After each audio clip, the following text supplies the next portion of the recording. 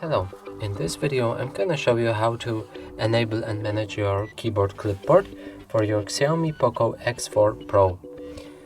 So in order to do that, you will need to open any app that allows your keyboard to pop up. In this case, I will open Messages, start Chat,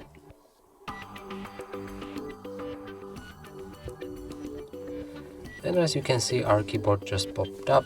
We can press on the clipboard icon right here and turn on the clipboard.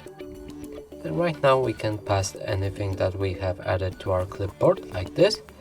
We can manage it and actually delete everything here. And we can also add something to our clipboard, and we're doing it by, as you can see, I just added this, but I'm just going to show you how to do it manually by writing. So I'm just gonna go with the word elephant. You can do it with this full sentences as well. Now select the thing that we want to add and press copy.